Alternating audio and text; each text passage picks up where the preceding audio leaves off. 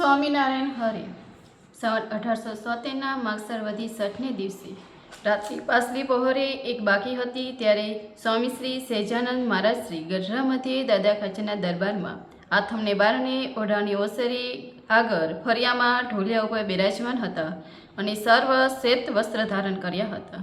પછી પરમહંસ તથા સત્સંગીને તેડાવ્યા ને ઘણી વાર સુધી તો પોતે વિચારી રહ્યા અને પછી બોલ્યા છે, એક વાર્તા કરીએ તે સાંભળો.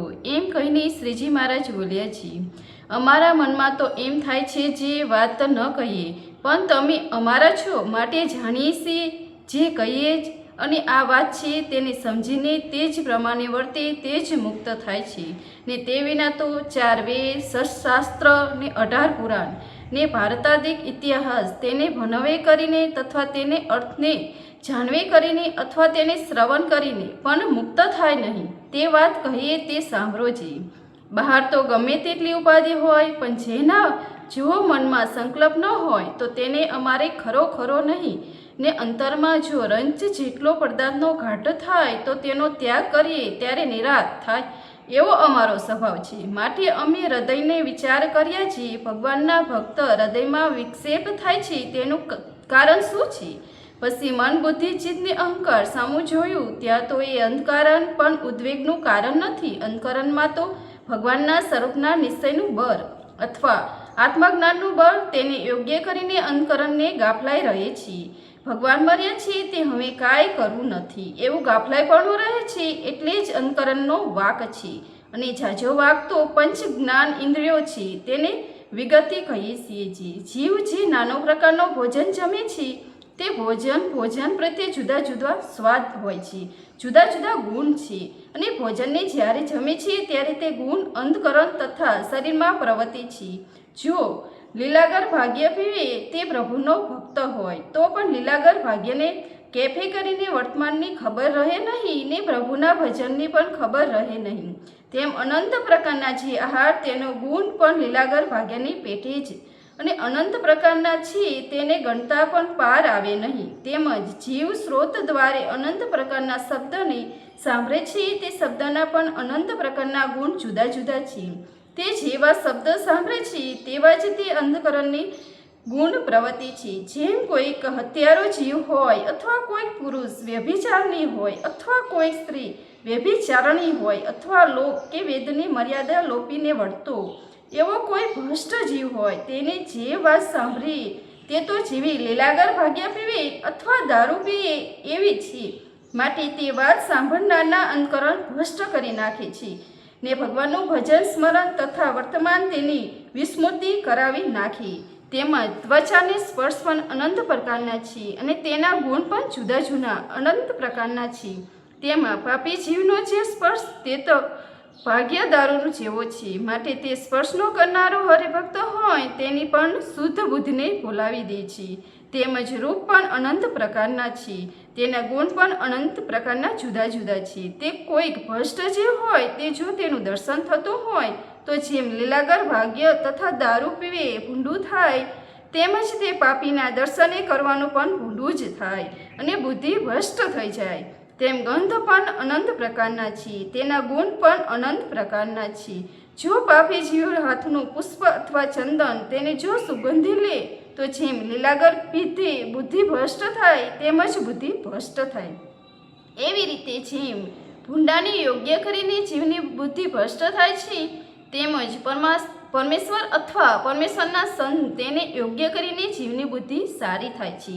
અને જીવની બુદ્ધિ ભ્રષ્ટ હોય તો પણ ભગવાનને સંતના શબ્દને સાંભળે કરીને ઉત્તમ થાય છે. તેમજ અમને સ્પર્શ કરીને પણ અતિ ઉત્તમ થાય છે. અને વર્તમાનની આડીએ કરીને મોટા સંતનો સ્પર્શ ન થાય તો જેના ચરણની રજ લઈને માથે ચડાવે તેની કરીને પવિત્ર થાય. અને જેમ મોટા સંતને દર્શન કરીને પણ પવિત્ર થાય, પણ વર્તમાન રાખીને દર્શન કરવા તેમજ મોટાની પ્રસાદી છે તેની જન્મે કરીને પણ પ્રવૃત્તિઓ થાય છે. એમાં પણ વર્ણાશ્રમની મર્યાદા પરમેશ્વરની બાંધે છે. તે મર્યાદાને રાખીને પ્રસાદી લે ને જેને ન ખપે તેની સાકરની પ્રસાદી કરાવીને પ્રસાદી લેવી. તેમજ મોટા પુરુષે ચડ્યું એવું છે પુષ્પ ચંદન તેની સુગંધને લીધે પણ બુદ્ધિ નિર્મળ થાય છે.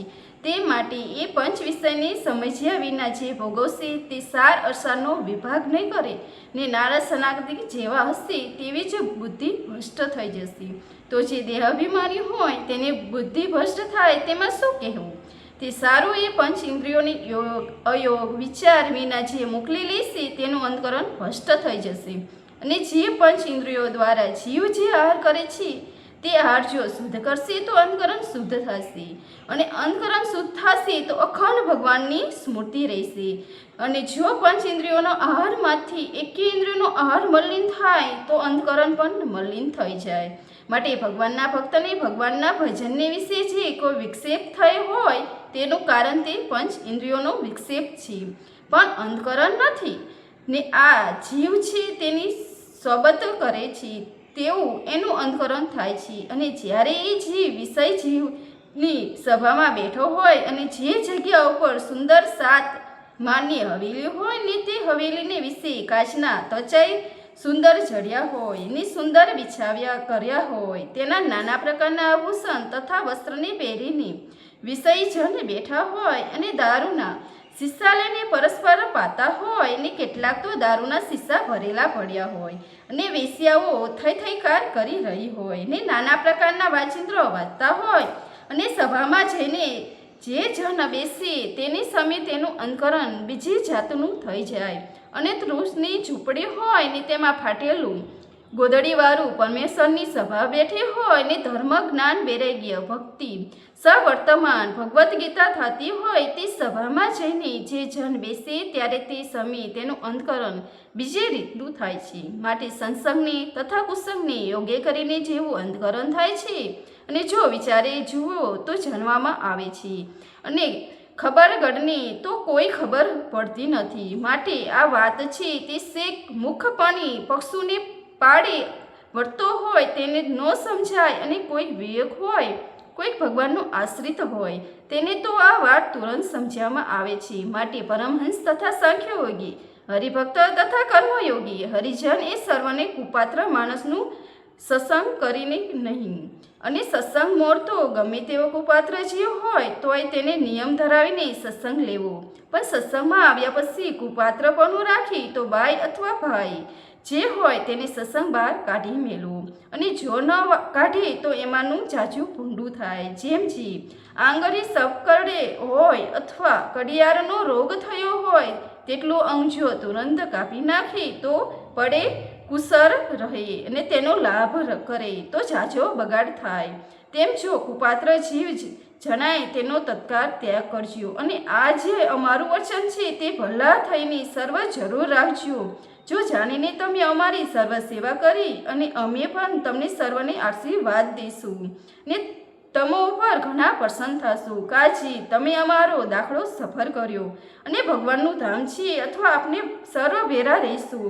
અને જો એમ નહીં રહો તો તમારે ને અમારે ઘણું સેટું થઈ જશે અને ભૂતના કે બ્રહ્મ રાક્ષસનું દેહ આવશે ને હેરાન થશો. અને જે કોઈ ભગવાનની ભક્તિ કરી હશે તેનું ફળ તો રઝળતા કોઈક કારે પ્રગટ થશે. ત્યારે પણ અમે વાત કરી છે એ પ્રમાણે કરશો ત્યાર પછી મુક્ત થઈને ભગવાનના ધામમાં જશો. અને જો કોઈ અમારો વાદ લેશે તો તેનું તો જરૂર ભૂંડું થશે. કાજી અમારા હૃદયમાં તો નરનારાયણ પ્રગટ બિરાજે છે અને હું તો અનાદિ મુક્ત જ છું, પણ કોઈને ઉપદેશ કરીને મુક્ત નથી થયો.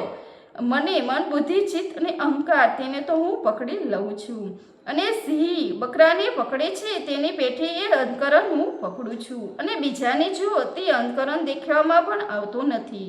માટે અમારો વાદ લઈને જાણે જે ઉપાધિમાં રહીને શુદ્ધપણે રહેશો તો નારદ સનાકાદિક જેવા હોય તેવા જ રહેવાય નહીં. તો બીજાની શી વાત કરવી. અને અનંત મુક્ત થઈ ગયા અને અનંત થશે તેમાં ઉપાધિમાં રહીને લીલપ રહે એવો કોઈને થયો નથી અને થશે પણ નહીં, અને હમણાં પણ કોઈકને નથી. અને કોટી કલ્પ સુધી સાધન કરીને પણ એવો થવાનો કોઈ સમર્થ નથી. માટે અમે કહ્યું તે પ્રમાણે કરજો તો ભૂંડું થશે, અને તે પ્રમાણે કરશો તો રૂડું થશે. અને અમે કોઈક હેત કરીને બોલાવીએ છીએ તો તેના ઉપર રૂડા સારા બોલાવીએ છીએ, અથવા કોઈને હેત કરીને સામું જોઈએ છીએ, અથવા કોઈ સારા ભોજન કરાવે તેને જમીએ છીએ, અથવા કોઈ ઢોલિયા બિછાવી દે તો ઉપર બેસે છે, અથવા કોઈ વસ્ત્રાભૂષણ તથા પુષ્પના હાર ઇત્યાદિ જે પદાર્થ લાવે તેનો અંગીકાર કરીએ છીએ.